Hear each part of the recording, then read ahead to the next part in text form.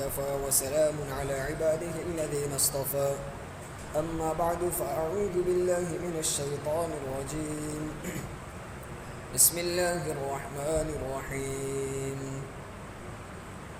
فإذا نفخ في الصور فلا أنساب بينهم يومئذ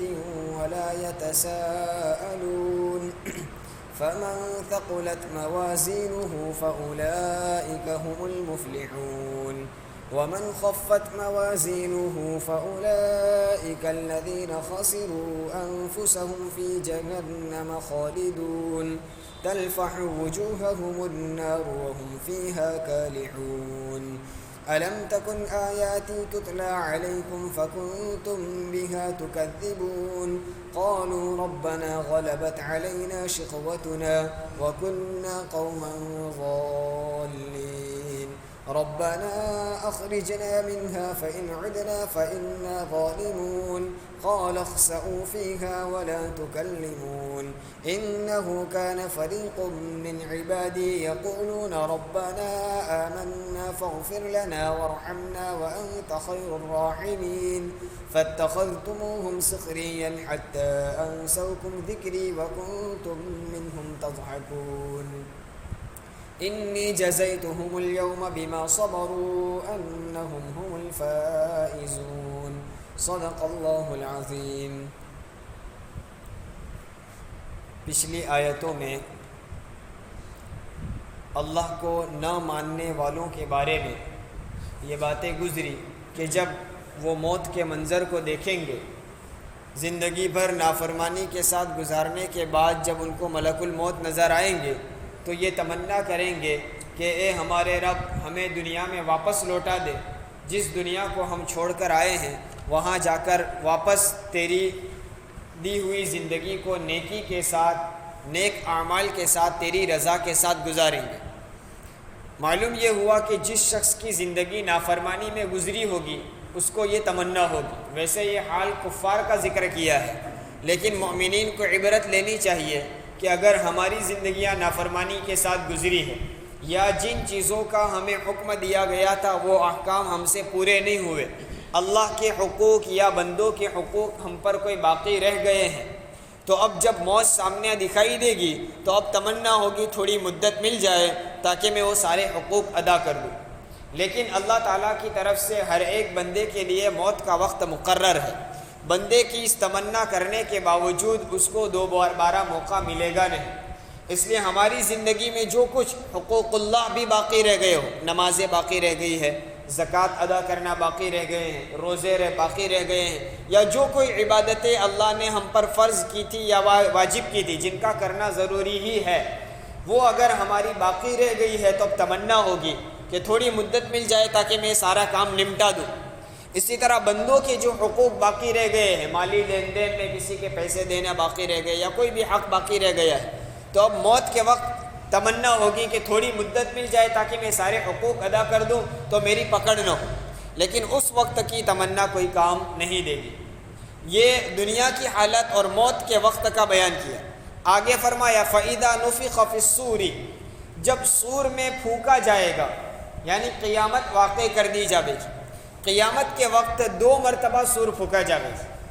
پہلی مرتبہ جب سور پھونکا جائے گا تو پوری دنیا میں جتنے انسان، جتنے جانور، جاندار جو کوئی بستے ہیں وہ سب مر جائیں گے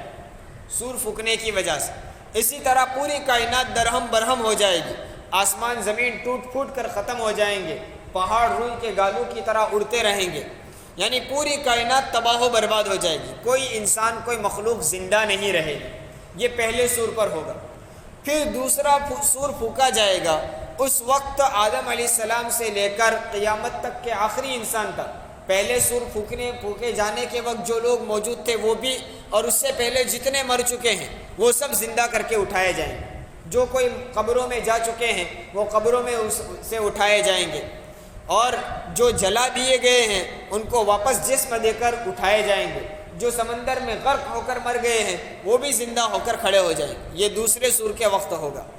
یہاں جس سور کا تذکرہ ہے مفسرین فرماتے ہیں دونوں ہو سکتے ہیں، دونوں میں سے کوئی بھی ہو سکتا ہے۔ فَإِذَا نُفِخَ فِي الصُّورِ، دونوں سور کے متعلق قول ہے کہ جب سور پھونکا جائے گا تو اس وقت حالت کیا ہوگی؟ فلا انصاب بینہم. نسب، انصاب کا معنی آپس میں نسب یعنی رشتہ داری، آپس میں کوئی رشتہ داری نہیں رہے گی. ہر ایک اپنی اپنی رشتہ داریوں کو بھول جائے گا. یہاں تک کہ میدان حشر میں ایک آدمی کو کھڑا کیا جائے گا، اللہ کی طرف سے اعلان ہوگا فرشتوں کے ذریعے سے کہ اس آدمی کے متعلق جس کسی کا کوئی حق باقی ہو تو یہاں سے ابھی یہ حق لے لے. جب وہ لوگ مجمع میں سے حق وصول کرنے والوں میں اس کے رشتہ دار، اس کے ماں باپ، اولاد بھی ہوں گے، لیکن اپنا حق لینے کے لیے وہ اپنی رشتہ داری کا بھی خیال نہیں کریں گے، بلکہ باپ بھی خوش ہوگا کہ مجھے اس سے حق لینا ہے، بیٹا بھی خوش ہوگا کہ مجھے اس سے حق لینا ہے، یہ نہیں دیکھے گا یہ میرا باپ ہے یا میرا بیٹا ہے. ویسے یہ آیتیں بطور خاص کفار کے متعلق ہیں کہ جو لوگ اللہ کو نہ ماننے والے، نافرمانی کے ساتھ زندگی گزار کر گئے ہیں، آخرت میں ان کا کوئی رشتہ نہیں چلے گا اور ہر ایک اپنے رشتہ دار سے بھاگے گا. یوم یفر المرء من اخیہ وامہ وابیہ وصاحبتہ وبنیہ. ہر آدمی اپنے بھائی سے بھاگے گا، ماں باپ سے بھاگے گا، اپنی بیوی سے بھاگے گا، اپنی اولاد سے بھاگے گا. یہ اصل میں یہ آیتیں بطور خاص کفار کے متعلق ہیں کہ ان کے آپس میں کوئی رشتہ داری نہیں چلے گی، کوئی تعلق، کوئی دوستیاں کام نہیں آئے گی. ان کے برخلاف مومنین، ان کی رشتہ داریاں، ان کے تعلقات جو بھلے اور اچھے ہوں گے وہ کام آئیں گے. آخرت میں مومنین کے نیک لوگوں کے ساتھ جو تعلقات ہوں گے وہ کام آئیں گے. اس لیے ہمارے رشتہ داروں کے ساتھ، اسی طرح نیک لوگوں کے ساتھ ہمارا بھلا برتاؤ ہونا چاہیے. بطور خاص اللہ کے نیک بندوں کے ساتھ ہمارا اچھا سلوک ہو. اس حیثیت سے مومنین کی پوری جماعت امت محمدیہ کا سب سے بڑا مخلوق میں رشتہ امام الانبیاء محمد الرسول اللہ صلی اللہ علیہ وسلم سے، اور ہمارا حضور سے یہ تعلق، ہماری یہ نسبت، ہماری یہ رشتہ داری اگرچہ خونی رشتہ داری نہیں ہے لیکن روحانی رشتہ داری ہے. اور حضور اکرم صلی اللہ علیہ وسلم اس پوری امت کے لیے باپ کی حیثیت رکھتے ہیں اور آپ کی تمام ازواج ہماری مائیں ہیں. تو ہمارا ایک رشتہ ہے، یہ رشتہ ہمیں آخرت میں کام آئے گا. اس لیے حضور اکرم صلی اللہ علیہ وسلم ہمارے اس رشتے اور تعلق کی بنیاد پر امت کے لیے سفارش کریں گے. ان کے علاوہ جن جن نیک لوگوں سے ہمارا تعلق ہوگا تو وہ نیک لوگ ہمارے لیے سفارش کریں گے. اسی لیے اولاد کو دینی تعلیم دینے کی فضیلت بیان کی. کیوں بھائی؟ جب آخرت میں مومن کو اولاد اور باپ کا رشتہ کچھ کام نہیں آئے گا تو بیٹے کو دین سکھانے کی وجہ سے وہ کیا کام دے گا؟ نہیں، مومنین کو وہ نسبت کام آئے گی. اس وجہ سے بیٹے کو حافظ بنایا، وہ باپ کے لیے سروں کے تاج کا ذریعہ بنے گا. ایک ایسے لوگوں کو جن کے لیے جہنم واجب ہو چکی ہے، ایسے 10 افراد کو وہ جنت میں لے جانے کا ذریعہ بنے گا. کیوں؟ رشتہ داری ہے. وہ اپنے رشتہ داروں میں سوچے گا یا اللہ اس کو جنت میں بھیج دے، اللہ اس کو جنت میں بھیج دے. تو ہمارا جس حافظ سے، جس عالم سے، کسی بزرگ سے، ولی سے جیسا رشتہ ہوگا وہ اس رشتے کو وہاں یاد کریں گے، اس نے ہم پر بڑا احسان کیا ہے، اس نے مجھے حافظ بنایا، پورا خرچہ میرے لیے اٹھایا تھا، اس نے حافظ بنانے کے لیے، عالم بنانے کے لیے مجھے مدرسے تک پہنچایا، ترغیب دی. جس طرح کا بھی تعاون کیا ہو تو وہاں اس کو وہ نسبت، وہ ہمارا یہاں کیا ہوا تعاون اس کو یاد آئے گا تو ہمارے لیے سفارش کرے گا. تو ہماری دنیا میں مومنین کی خصوصیت ہے کہ دنیا میں رہی ہوئی نسبتیں، دنیا میں رہے ہوئے تعلقات آخرت میں کسی نہ کسی درجے ہمیں کام آ سکتے. ہاں اگر ہمارے یہاں تعلقات گنہگاروں سے، نافرمانوں سے رہے ہوں گے تو ہماری وہ رشتہ داری کچھ کام نہیں آئے گی. الٹا وہ ہمیں کہے گا کہ ہمارا کچھ کام کر دو، ہمیں تو کچھ کام دے سکتے نہیں ہیں چونکہ وہ خود وبال میں ہوں گے. تو نیک لوگوں کے ساتھ رشتہ رکھنا. یہاں تک علماء فرماتے ہیں کہ بزرگان دین، اولیاء کرام اور اللہ کے نیک بندے جنت میں جانے کے بعد دیکھیں گے کہ ہمارے ساتھ ہماری مجلسوں میں وہ لوگ آیا کرتے تھے، فلاں ہماری مجلس میں آتا تھا، ہمارے ساتھ بیٹھ کر ذکر کیا کرتا تھا، یا ہمارے ساتھ بیٹھ کر تلاوت کرتا تھا، ہمارے ساتھ تراویح میں شریک ہوتا تھا، نماز میں شریک ہوتا. وہ یاد کریں گے، دکھائی نہیں دے گی. اللہ تعالیٰ سے درخواست کریں گے یا اللہ فلاں وہ آدمی روزانہ ہمارے ساتھ دینی مجلس میں شریک ہوتا تھا، وہ کہاں ہے؟ اب وہ کسی گناہ کی وجہ سے جہنم میں ڈالا گیا ہوگا. اللہ تعالیٰ کہیں گے وہ جہنم میں ہے، جاگ کر اسے دکھایا جائے گا. وہ اللہ کا نیک بندہ تمنا کرے گا کہ اس کو بھی جنت میں داخل کر لیا جائے گا. اللہ تعالیٰ کہیں گے اس کے لیے سفارش کرو تو ہم اس کو تمہاری سفارش کی بنیاد پر جنت میں لے جائیں گے. دیکھیے سفارش بھی آخرت میں بندہ اپنی طرف سے خود سے نہیں کر سکے گا، کسی کی طاقت اور مجال ہی نہیں ہوگی اللہ کے سامنے کچھ بولے۔ ہاں اللہ جسے اجازت دیں گے اس کو سفارش کا حق ملے گا، تو اللہ تعالیٰ اپنے ان نیک بندوں کا خیال رکھیں گے، ان کو سفارش کی اجازت دیں گے۔ اب وہ اپنے متعلقین، اپنی مجلسوں میں شریک ہونے والے، اپنے سے تعلق رکھنے والوں کے متعلق سفارش کریں گے۔ معلوم یہ ہوا دنیا میں اللہ کے نیک بندوں کے ساتھ محبت رکھنا، قلبی تعلق رکھنا، ان کی مجلسوں میں شریک ہونا، ان کی صحبت میں بیٹھنا، ان کے ساتھ ذکر و اذکار کر لینا آخرت میں بھی ہمیں کام دے گا۔ اس لیے دنیا میں ان نیک نسبتوں کے ساتھ جو لوگ زندگی گزارتے ہیں، نیک بندے، اور ان کی جو دینی مجلسیں لگتی ہیں اس کی قدر کرنی چاہیے، حتی الامکان اپنے آپ کو اندر جوڑنا چاہیے۔ رمضان کا مہینہ ہے، اللہ والوں کی خانقاہیں لگتی ہے، دینی مجلسیں لگتی ہے، جہاں کہیں موقع ملے ہم فرصت رکھتے ہوں تو ضرور ان کی صحبت میں کچھ نہ کچھ وقت گزارنا چاہیے، شاید وہ آخرت میں ہمارے لیے نجات کا ذریعہ بن جائے۔ الغرض تو کفار کے لیے آپس میں کوئی رشتہ داریاں کام نہیں آئے گی۔ فلا انساب بینہم یومئذ، اس دن ان کے درمیان کی نسبتیں، ان کے درمیان کی رشتہ داریاں کچھ نہیں ہوگی۔ ولا یتساءلون، اور وہ آپس میں ایک دوسرے سے کچھ پوچھیں گے بھی نہیں، بات چیت بھی کرنے کی ہمت نہیں ہوگی۔ اب دیکھیے میدان حشر کا وقت ایک لمبا وقت ہوگا، ایسا نہیں ہوگا کہ آنن فانن ختم ہو جائے، ایک لمبا وقت گزرے گا۔ اولاً تو لوگ انتظار کرتے رہیں گے کب حساب کتاب شروع ہو، اور انتظار کرتے کرتے اتنے تھک جاویں گے کہ بعض لوگ یوں کہیں گے کہ ہمارے لیے جہنم تو جہنم، کچھ بھی فیصلہ کرو جلدی حساب ہو جائے، پتہ تو چلے کیا ہونے والا۔ حساب سے پہلے انتظار میں اس قدر وہ پریشان ہوں گے۔ تو حشر کا وقت جو ہے وہ لمبا وقت ہوگا۔ اب کچھ مراحل، کچھ اوقات اس میں ایسے ہوں گے کہ آدمی اس وقت اتنا فکر مند ہوگا کہ آپ آس پاس لوگوں سے کچھ بات چیت بھی نہیں کرے گا، خیر خیریت بھی نہیں پوچھے گا، بھائی کیا حال ہے، کیسے ہے، کیا تمہارے اعمال کیسے ہے، اور کیا لگتا ہے تم کو۔ جیسے دنیا میں نتائج آنے والے ہوں تو لوگ بلکہ میڈیا والے بھی پہنچ جاتے ہیں، آپ کو کیا لگتا ہے، آپ کے متعلق کیا فیصلے آنے والے وغیرہ وغیرہ، اور لوگ اپنے اپنے قیاسات بیان کرتے رہتے، لیکن وہاں اس کی کسی کو فرصت نہیں ہو۔ ہاں کچھ اوقات ایسے ہوں گے جس میں بات بھی کریں گے۔ قرآن میں ایک جگہ کہا ہے فَأَقْبَلَ بَعْضُهُمْ عَلَى بَعْضٍ فَأَقْبَلَ بَعْضُهُمْ بَعْضًا يَتَسَاءَلُونَ، کچھ لوگ ایک دوسرے سے باتیں کرتے ہوں گے، تو بات کرنے کا مقصد اس وقت کیا ہوا کہ میدان حشر میں ایک لمبا عرصہ گزاریں گے، کچھ مراحل ایسے ہوں گے جس میں لوگ بات کریں گے، لیکن پھر کسی ایسے پریشان ہو جائیں گے کہ آپس میں ایک دوسرے سے کچھ پوچھیں گے بھی نہیں۔ یہ ہے وَلَا يَتَسَاءَلُونَ۔ فمن ثقلت موازینہ فاولئک هم المفلحون۔ ایک بات ہمیں یاد رکھنی چاہیے، آخرت میں ہمارے اعمال کو گنا نہیں جائے گا، شمار نہیں کیا جائے گا، کوانٹیٹی نہیں ہوگی، وہاں اعمال کو تولا جائے گا، وزن کیا جائے گا۔ جس آدمی کے عمل میں جتنا وزن ہوگا اس اعتبار سے وہ کامیاب ہوگا۔ اب ایسا ضروری نہیں ہے کہ جتنے اعمال زیادہ ہو اسی کے عمل میں وزن ہو۔ اگر کوئی آدمی 100 رکعتیں نفل پڑھتا ہے لیکن اس میں توجہ نہیں ہے، اخلاص نہیں ہے، ریاکاری موجود ہے، تو وہ 100 رکعتوں میں اتنا وزن نہیں ہوگا جتنا وزن ان 2 رکعتوں میں ہوگا جو خالص اللہ کے لیے اخلاص کے ساتھ اور کامل توجہ کے ساتھ پڑھی ہو۔ تو اس سے معلوم ہوا کہ کبھی کبھی عمل تھوڑا ہوتا ہے لیکن اس میں وزن زیادہ ہو جاتا ہے، اور کبھی ایسا بھی ہوتا ہے عمل زیادہ ہونے کے باوجود وزن نہیں ہوتا۔ اور نور علی نور، اگر اعمال بھی زیادہ ہو اور اس کے سب کے وزن بھی زیادہ ہو، سب جتنے اعمال زیادہ سے زیادہ بھی کرتا ہے اور سب اخلاص کے ساتھ کرتا ہے، آدمی میں جس قدر اخلاص ہوتا ہے اس قدر اعمال میں وزن ہوتا ہے۔ اس لیے خالص اللہ کے لیے اور توجہ کے ساتھ عبادتیں کرنی چاہیے، تو اعمال کا وزن ہوگا۔ جس آدمی کے عمل کا وزن زیادہ ہو گیا، نیک اعمال کا وزن، وہ کامیاب۔ جس آدمی کے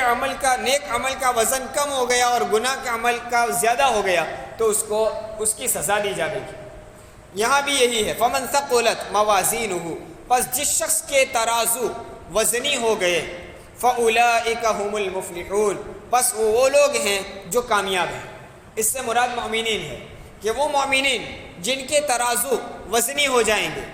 کفار کے مقابلے میں تمام مومنین کا نیک عمل کا پلڑا تو بھاری ہی ہوگا، کوئی کافر کا نیک عمل کے پلڑے میں کچھ ہوگا ہی نہیں۔ چونکہ ان کو دنیا میں کیے ہوئے نیک عمل کا بدلہ آخرت میں کوئی ہے ہی نہیں، اس لیے ان کا تو گناہوں کا پلڑا ہی ہوگا، وہی جھکا ہوا ہوگا، نیکی کے پلڑے میں کچھ بھی نہیں ہوگا۔ اور مومنین کے اگر گناہ بھی ہوں گے تو کچھ نیکیاں بھی ہوگی، لیکن اس کی نیکیاں اگر اس کے گناہ سے کم ہے، پھر بھی کافر کے گناہ کے مقابلے میں تو نیکی کا پلڑا اس کا بھاری رہے گا، چونکہ کچھ نہ کچھ تو نیکیاں ہے ہی ہے۔ آخر درجے میں اس کے پاس کلمہ موجود ہے، تو کلمے کی بنیاد پر بھی وہ کامیاب ہوگا۔ تو آخرت میں ان طرح وزن کیا جائے گا، اور وزن کرنے کے بعد جس کا پلڑا نیکی کا جھک گیا وہ کامیاب، جس کا پلڑا گناہوں کا جھک گیا وہ ناکام۔ تو فمن ثقلت موازینہ، جن کے ترازو وزنی ہوں گے، فاولئک هم المفلحون، پس یہی لوگ کامیاب ہے۔ ومن خفت موازینہ، اور جن کے ترازو ہلکے ہو گئے تو فاولئک الذین خسروا انفسهم، یہ وہ لوگ ہیں جنہوں نے اپنی جانوں کو خسارے میں ڈال دیا، ہلاکت میں ڈال دیا، نقصان میں ڈال دیا۔ فی جہنم خالدون، کہاں نقصان میں؟ جہنم کے اندر۔ وہ لوگ ہیں جنہوں نے اپنی جانوں کو جہنم میں ہمیشہ ہمیشہ کے لیے خسارے میں ڈال دیا۔ یہ خالدین کی قید بھی بتا رہی ہے کہ اس آیت سے مراد کفار ہے۔ دیکھیے مومنین کے اگر کوئی اعمال ایسے ہیں جو اللہ کو ناراض کرنے والے یعنی گناہ والے کام ہے تو اس کو وقتی طور پر جہنم میں ڈالا جائے گا، ہمیشہ ہمیشہ کے لیے کوئی مومن جہنم میں نہیں جائے گا۔ کلیمے کی برکت سے وہ کسی نہ کسی دن جنت میں داخل کیا جائے گا، لیکن گناہوں کی وجہ سے اس کو کچھ عرصہ جہنم میں ڈالا بھی جا سکتا ہے، وہ صرف اس لیے کہ گناہوں کے جو اثرات اس کے اوپر ہے اس کو دھو دیا جائے، ختم کر دیا جائے۔ جیسے لوہے کے اوپر زنگ لگ جاتا ہے تو اس کو صاف کرنے کے لیے آگ کی بھٹی میں ڈالا جاتا ہے، ایک وقت تک اس کو بھٹی میں رکھتے ہیں، پھر اس کو صاف کر دیا جاتا ہے تو اب وہ صاف شفاف اور چمکیلا ہو جاتا ہے۔ انسان مومن مرد کے اوپر بھی گناہوں کے جو دبے اور اثرات ہوں گے اس کو دھونے کے لیے اس کو جہنم میں ڈالا جائے۔ ہمیں کبھی یہ نہیں سوچنا چاہیے کہ ہمیں تو کبھی بھی جنت ملنے ہی والی ہے، لیکن کچھ وقت کے لیے بھی جہنم میں ڈالا جانا کس قدر وبال کی چیز ہے۔ دنیا کی آگ کے مقابلے میں 70 گنا زیادہ تیز وہ آگ ہوگی۔ دنیا کی آگ میں سب سے زیادہ جو تیز آگ ہو، دنیا کی آگ بھی الگ الگ ٹیمپریچر کی ہوتی ہے، سب سے ہائی ٹیمپریچر کی جو آگ ہو اس آگ کے مقابلے میں 70 گنا زیادہ بھڑکدار جہنم کی آگ ہوگی۔ اس لیے اگر کچھ وقت کے لیے بھی کسی کو اگر ڈالا گیا تو یہ بہت خطرناک سخت عذاب ہے، یہ بھی کوئی معمولی نہیں ہے۔ اس لیے یہاں تک بیان کیا کہ جہنم کا عذاب سب سے ہلکا اگر کسی کو ہوگا، سب سے کمتر درجے کا عذاب، تو اس کو آگ کی جوتیاں پہنائی جائے گی، پیر میں آگ کی جوتیاں، پورا جسم پر آگ نہیں ہوگی، صرف پیر میں آگ کی جوتیاں پہنائی جائے گی، لیکن وہ اتنی سخت، اتنی تیز اور خطرناک ہوگی کہ اس کی تپش کی وجہ سے انسان کا دماغ کھلتا ہوگا۔ جیسے ہانڈی میں گوشت پکایا جائے اور بالکل گرم ہو جائے تو وہ پانی کھولتا ہے، اس طرح اس کا دماغ کھلتا ہوگا۔ یہ سب سے ہلکے عذاب کا عالم ہے، تو اس سے زیادہ سخت عذاب کا کیا حشر ہوگا۔ اس لیے ہمیشہ اللہ کی پناہ میں، اللہ کی حفاظت میں آئے، جہنم سے پناہ مانگتے رہیں اور جنت کے حصول کی تمنا کرنی چاہیے۔ اور رمضان میں تو اس کی ترغیب دی گئی ہے کہ کلمے کا ورد رکھے، جنت کے حصول کی دعا کرے اور جہنم سے بچنے کی دعا کیا کرے۔ تو ومن خفت موازینہ فاولئک الذین خسروا انفسهم، جن کے ترازو ہلکے ہوں گے انہوں نے اپنی جانوں کو جہنم میں ہمیشہ ہمیشہ کے لیے ہلاک کر دیا، خسارے میں ڈال دیا۔ تلفح وجوہہم النار وہم فیہا کالحون، وہاں ان کے چہرے آگ سے جھلس رہے ہوں گے، آگ ان کے چہرے کو جھلسا رہی ہوگی۔ انسان کے جسم میں پورا جو جسم ہے اس کے اوپر لگی ہوئی چمڑی کی حالت الگ الگ ہے۔ بعض اعضاء پر سخت اور گاڑی چمڑی ہے جس پر فوراً اثر نہیں ہوتا، اور بعض اعضاء ایسے ہیں جس پر فوراً اثر ہوتا ہے۔ چہرے کی جو چمڑی ہے اس پر آگ کا اثر بہت جلدی ہوتا ہے، اس لیے دنیا میں بھی آگ کے پاس کوئی آدمی کھڑا ہو تو وہ آگ کی تپش پہلے چہرے کو زیادہ محسوس ہوتی ہے، پیروں میں اور دیگر اعضاء میں جلدی محسوس نہیں ہوتی، وہ تھوڑی کچھ برداشت بھی کر لیتا ہے، لیکن چہرہ آدمی کا ایسا ہے کہ وہ بالکل برداشت نہیں کر سکتا، اس لیے ایک آگ کا تنکا ہاتھ پر پیر پر لگ جائے تو بھی انسان کو تکلیف ہوتی ہے، لیکن کسی نہ کسی درجے میں وہ برداشت کر لیتا ہے، لیکن وہی تنکا اگر چہرے پر آنکھ پر لگ جائے تو بہت زیادہ اس سے تکلیف ہوتی ہے۔ تو جہنم کی آگ کی وجہ سے ان کے چہرے، جہنمیوں کے چہرے جھلس رہے ہوں گے، آگ کی تپش برداشت نہیں ہو رہی ہوگی، اور وَهُمْ فِيهَا كَالِحُونَ، اور وہاں ان کے چہرے بگڑے ہوئے ہوں گے، ان کے چہروں کو خراب کر دیا جائے گا۔ اب بگڑے ہوئے سے کیا مراد ہے؟ تو مفسرین فرماتے ہیں کہ جہنم میں جا کر آگ کے برداشت نہ کرنے کی وجہ سے اس جہنمی کا چہرہ ایسا ہو جائے گا کہ اس کا اوپر کا ہونٹ سکڑ سکڑ کر آگ کی وجہ سے اوپر چڑھ جائے گا، اور نیچے کا ہونٹ سکڑ سکڑ کر نیچے کو لٹک جائے گا، اور اس کے دانت باہر نظر آنے لگے۔ ہم ذرا دیر غور کریں کہ اس طرح کی کسی کی شکل بن جائے تو وہ کتنا بھدا اور برا معلوم ہوگا۔ اس عذاب کی وجہ سے ان کی شکلیں ایسی خراب ہو جائے گی، اللہ ہماری حفاظت فرمائے۔ تو تلفح وجوہہم النار وہم فیہا کالحون الم تکن آیاتی تتلا علیکم، اللہ تعالیٰ جہنمیوں سے کہیں گے، یا براہ راست یا فرشتوں کے ذریعے سے کہا جائے گا، الم تکن آیاتی تتلا علیکم، کیا میری آیتیں تمہارے سامنے پڑھ کر سنائی نہیں جا رہی تھی؟ میری آیتوں کی تمہارے سامنے تلاوتیں نہیں کی جا رہی تھی؟ دنیا میں تم کو قرآن سنایا جاتا تھا، اللہ کے احکام سنائے جاتے تھے، تم کو اللہ کا پیغام دیا جاتا تھا، تمہارے پاس آ کر تم کو سمجھاتے تھے، لوگ تمہیں پیار بھرے آواز میں، محبت بھرے انداز میں آواز دیتے، بلاتے، تمہیں سمجھاتے، راہ راست بتلاتے تھے، یہ سب ہوا نہیں تھا؟ الم تکن آیاتی تتلا علیکم، وہ ساری دین کی مجلسیں، دین کی باتیں آخرت میں یاد دلائی جائے گی۔ فکنتم بہا تکذبون، پس تم تو اس وقت اس کو جھٹلا رہے تھے، اس کا انکار کر دیتے، یہ سب بنی بنائی باتیں ہیں، اور یہ تو اگلے لوگوں کو کہانیاں ہیں، ایسا کس نے دیکھا ہے اور پتہ نہیں ہوگا بھی نہیں ہوگا، ہم اس کو نہیں مانتے وغیرہ کہہ کر ٹال دیا کرتے تھے، نبی کی باتوں کو تم جھٹلا دیتے تھے۔ اس وقت ماننے کا وقت تھا، لیکن ہماری باتیں آ رہی تھی، اور اس وقت تم کو کہا تھا کہ جہنم کا عذاب ایسا ایسا ہوگا، یہ قرآن نے بیان کیا، تو قرآن پڑھ کر تم کو سنایا جا رہا تھا کہ جہنم میں اس طرح کے عذاب ہوگے، نافرمانی کی وجہ سے یہ تکالیف کا سامنا کرنا پڑے گا، یہ ساری باتیں اس وقت سمجھ میں نہیں آ رہی تھی، اس وقت تم کو کہہ رہے تھے تو تم کو انکار کر رہے تھے۔ تو قالو، اب جہنمی لوگ کہیں گے، ربنا، اے ہمارے پروردگار، غلبت علینا شقوتنا، ہم پر ہماری بدبختی غالب آ گئی، ہماری، وہ خود اپنے آپ کو کوسیں گے کہ ہماری بدبختی، بدقسمتی، ہم نے ہی ان باتوں کو ٹھکرا دیا، ہم ہی ایسے بدقسمت ٹھہرے کہ ہم نے تیری باتوں کی طرف کان نہیں لگایا اور تیری باتوں کو ہم نے مانا نہیں، یہ ہماری بدبختیاں، ہماری سرکشیاں ہم پر غالب آ گئی، ہمیں مغلوب کر دیا، ہمیں ہرا دیا، اور ہم ان کی بات مان لیں۔ تو غلبت علینا شقوتنا وکننا قوما ضالین، اور ہم ہی گمراہ لوگ تھے،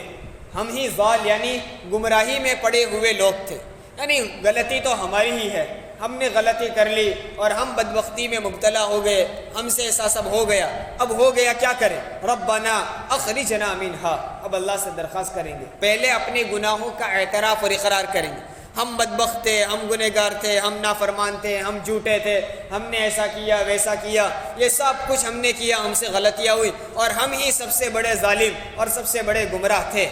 اب یہ اپنے گناہوں کا اقرار کرنے کے بعد اللہ سے دعا کریں گے، ربنا، اے ہمارے پروردگار، اخرجنا منہا، ہم کو اس سے نکال دے،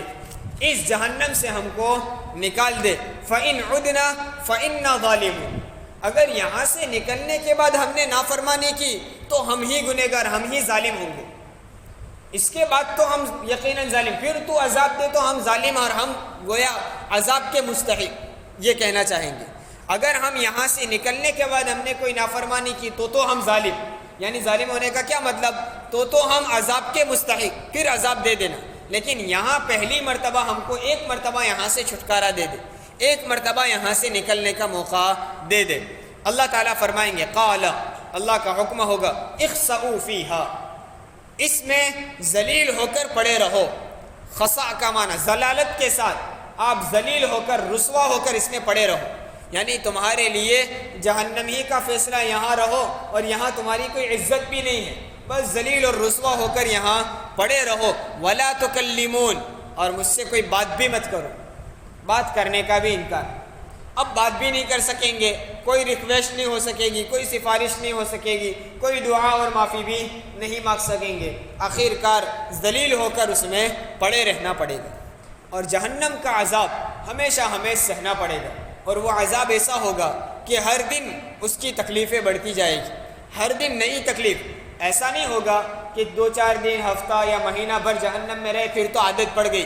کہ چلو اب تو یہاں رہتے نا، عادت ہو گئی، اب تو کوئی تکلیف نہیں۔ انسان کو دنیا میں بعض چیزوں میں وہ لگتا ہے تو شروع میں تکلیف ہوتی ہے، بعض چیزیں سیٹ نہیں آتی ہیں، لیکن پھر آہستہ آہستہ اس کی عادت ہو جاتی ہے۔ لیکن جہنم میں ایسا نہیں ہوگا کہ 1 مہینہ یا 1 سال رہا تو پھر عادت ہو گئی، اب تو کوئی تکلیف نہیں ہوتی، ہمیشہ کی تکلیف باقی رہے گی۔ قال اخسؤوا فیہا ولا تکلمون، پھر ان سے کہا جائے گا انہ کان فریق من عبادی، اللہ کہیں گے کہ میرے بندوں میں سے کچھ لوگ دنیا میں تھے، کیا کرتے تھے وہ؟ یقولون، وہ یوں کہتے تھے ربنا آمنا، اے ہمارے پروردگار ہم ایمان لے آئے۔ مومنین کے بارے میں کفار کو کہا جائے گا کہ دنیا میں تمہارے سامنے ہی کچھ لوگ تھے، وہ یوں کہتے تھے ربنا آمنا، اے ہمارے پروردگار ہم ایمان لے آئے۔ تم ان کی ایمان کی باتیں سنتے تھے، ان کی اذانیں سنتے تھے، ان کے بیانات ہوا کرتے تھے، وہ لوگ آپس میں ایک دوسرے کے پاس جا کر دین کی دعوتیں دیتے تھے، تم سب کچھ سنتے تھے۔ اور اب کے زمانے میں تو دین کوئی پوشیدہ ہی نہیں رہا، آج یہ وہ دور ہے کہ گویا انسان، دنیا کے تمام انسان اور تمام طبقوں تک دین پہنچ چکا، آدمی ایک گھر کے کونے میں بیٹھ کر دین پر ریسرچ کر سکتا ہے، انٹرنیٹ کا دور ہے، کوئی آدمی یوں کہے کہ ہمیں کچھ پتہ ہی نہیں چلا، یہ ہو ہی نہیں سکتا ہے، آدمی جو کچھ دل میں خیال آتا ہے فوراً وہ سرچ کرتا ہے، جو کوئی بات اس کو تحقیق کرنی ہو، چھوٹی سی چھوٹی باتوں کو وہ تحقیق کے لیے انٹرنیٹ کا سہارا لیتا ہے۔ تو اس کو اتنی بات کی توفیق نہ ہوئی کہ میرا رب کون ہے، میرا خالق کون ہے، وہ تو میں کبھی غور کروں، اور اس کو غور کرنے کے لیے ہر مذہب کے پیشوا سے رابطہ کرنا چاہیے تھا، لیکن وہ نہ کیا تو کم از کم سرچ تو کر لیتا، وہاں بھی پتہ چلتا۔ اگر اللہ کی قدرتوں کو پڑھا ہوتا، غور کیا ہوتا تو وہاں بھی پتہ چلتا۔ اللہ کہیں گے دنیا میں ہمارے کچھ بندے تھے، وہ یوں کہا کرتے تھے ربنا آمنا، اے ہمارے پروردگار ہم ایمان لے آئے، فاغفر لنا، پس تو ہماری مغفرت فرما، وارحمنا، اور تو ہم پر رحم کر، وانت خیر الراحمین، اور تو بہترین رحم کرنے والا ہے۔ یہ دنیا میں کچھ لوگ تھے جو اس طرح دعائیں کیا کرتے تھے، اللہ تعالیٰ ان سے کہیں گے تو تم نے کیا کیا؟ فاتخذتموہم سخریہ، تم نے ان کا مذاق اڑایا، ان کا ٹھٹھا کیا، یہ الگ عجیب باتیں کرتے ہیں، مرنے کے بعد یہ ہوگا اور جہنم اور جنت، اور معافی مانگتے ہیں، دعائیں کرتے ہیں۔ تم کبھی اذان کا مذاق اڑاتے، کبھی تم برقعے کا مذاق اڑاتے، کبھی تم علماء کا ٹھٹھا کرتے، کبھی تم داڑھی پر برے الفاظ بولا کرتے تھے، یہ سب بولتے رہتے تھے کہ یہ ایسے ہیں ویسے ہیں، اور یہ جدید زمانے میں رکاوٹ کا ذریعہ ہے، اور یہ لوگ ترقی یافتہ نہیں ہیں، یہ ترقی میں رکاوٹ بنتے ہیں، اور یہ ملک کو تباہی کی طرف لے جاتے ہیں، وغیرہ وغیرہ، جو کچھ تم کو بولنا تھا اس وقت بڑے ٹھاٹ سے بولا کرتے تھے، ان کا مذاق اڑاتے۔ اب پتہ چلا تمہارا مذاق اڑ رہا ہے یا ان کا مذاق اڑایا، وہ تو چند دن ہو گیا، انہوں نے برداشت کر لیا، انہوں نے صبر کیا، اور ان کے صبر کا بدلہ آگے بیان کر رہے ہیں کہ ان کو صبر کا بدلہ بھی ہم نے دے دیا، وہ تو صبر کر کے مختصر زندگی گزار گئے، اب ہمیشہ اس میں جلتے رہو گے، اب تمہارا کیا ہوگا؟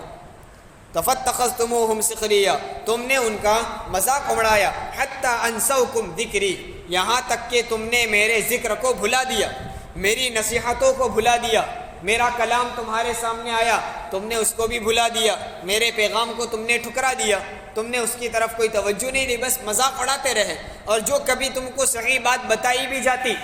ایکتا سمیلن کر کے تمہیں بلایا جاتا اور دین کی باتیں بتائی جاتی تو تم مذاق کر کے، اعتراض کر کے نکل جایا کرتے تھے، یہ تمہارا حال تھا۔ وَكُنْتُم مِّنْهُمْ تَضْحَكُونَ، اور تم تو بس ہنسا کرتے تھے، یعنی یہ سچی باتیں بتلاتے تھے اور ایمان کی، اسلام کی حقانیت کو لوگ بیان کرتے تھے تو تم ان کا مذاق اڑاتے تھے، کبھی ٹی وی چینل بنا کر، کبھی میڈیا میں آ کر، کبھی دوستوں کی مجلس میں بیٹھ کر ان کے متعلق بس ہنسا کرتے تھے۔ وہ اس وقت کی ہنسی اور وہ سب مذاق ختم ہو گیا۔ انی جزیتہم اليوم بما صبروا، اللہ کہیں گے آج میں ان کو، میرے ان مومن بندوں کو، میرے ان نیک بندوں کو، ان کے صبر کی وجہ سے میں نے ان کو بدلہ دے دیا، ان کو جنت مل گئی۔ وہ تم مذاق اڑاتے تھے، وہ برداشت کرتے تھے، وہ برقع پہن کر ان کی عورتیں نکلتی تو